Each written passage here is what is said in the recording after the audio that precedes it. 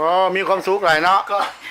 เอาออกเด็กแขกเอาลงซื่อๆได้ เอกนางเอก มันงอกกันเองนี่ ใครตรวจตู้นี่อยู่พี่ พระเอกนางเอก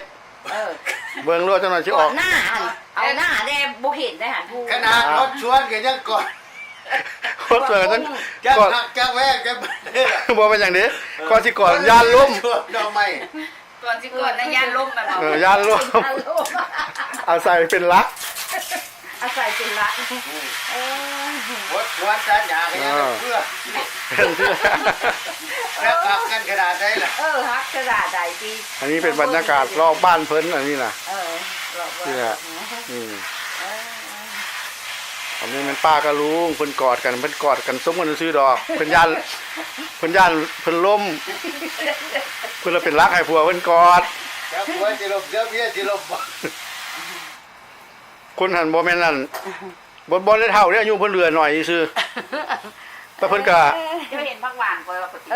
เห็นแล้วหวาน โอ้เป็นบ่เห็นเขาปลูกจนขึ้นละ ติดละ ติดละ ติดละเด้ของเฮา โอติกแล้ววะ คุณลุงเอาไปให้ติดแน่ละเด้อันนั้นละเห็นปงติดละ อืม เจ้าสิเอาอันเอานั่นบอกไปเอาอันนั้นมาจิ้มให้เรา อันใด ปลุกแป้งนัวนะ อันนี้ทุ่งอันนี้ ที่มันเฮาจักอัน โอ้ยเอาบักละลายกันลูก มันอยู่ในหั่นมันบ่ บ้านทุ่งย่างย่านตายนะย่านมันตายเพราะว่าเฮาบ่อยู่เด้เอาหน่อยนึง ดอกไม้เพิ่นงามเด้อ ดอกไม่งามเด้เขาให้ เห็นบ่ดอกไม้นี่ อืม เห็นความขี้ลายของมันบ่ อยู่ไสอันนั้นล่ะ ข้างในมันเนาะ มันบ่ทันออกมาความขี้ลายของมัน อืม มีดคือบ่เห็น นี่นะ มีดนะ อันเขียว พี่ โอ้ย นี่ รักหลายอันน้อยตัวอันนี้ก็ได้โอ้มันสิได้สมอนั่น เอาพระเอกไว้เนาะเอาพระเอกหลายๆเนาะ ไม่ได้ติดใจจอกโอ้ย เอานี่ได้เอาไปหัวน่ะเอาไปใส่หั่นว่ามาเอาอัน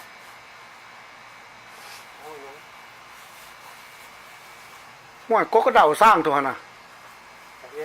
กระเดาสร้างมาน่ะบ่จังได๋ มานะโอ้โหกระโหลก กระเดาสร้างน่ะนะ เอาเสียบเอาบักละลาย อย่าพอไปใช้ทุ่งย่างหรอก อยู่นี่เพิ่นก็มีบุตรดาพร้อมเด้อบ่แม่นคนว่าคนธรรมดาเด้คนวัดคนวาแท้ๆเด้นี่น่ะ ดูชวนนี่ยังมีบ่ อยู่สวนก็ยังมี เอาชวนมากกับไป อันนี้ก็เว้าให้ฟังซื่อดอกบ่แม่นว่าสิว่าอวดอ้างหยังดอก แต่ว่าคันผู้ถือก็ว่าแม่นดีคันผู้บ่ถือแล้วก็สุดแล้วแต่ไผมันดอก คือข้าพเจ้านี่ก็ว่าแม่น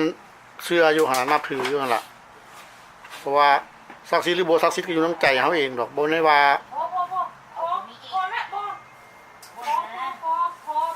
สิว่ามีมาแล้วโอ้มีพระอยู่เฮือนบ่ย่าน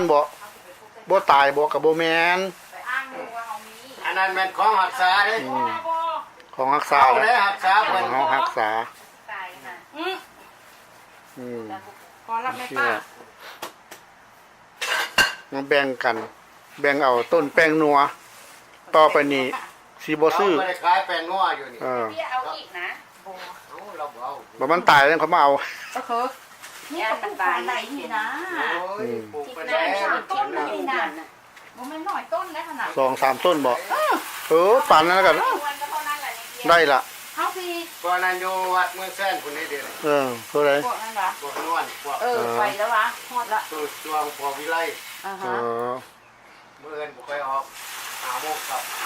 มื้อหาโมงเช้าไปเมืองแสนโอ้ก็ดีแล้วได้ไปยามไปได้ ไปได้ไป ไปบ่ได้คือผู้ขานี่นั่งเฝ้าเมีย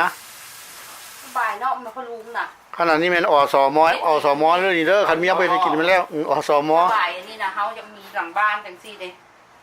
อยากมีก็ต้องไปซื้อใหม่อีกแล้ว แล้วมีกระชื่อดินทั้งหลังกันนี้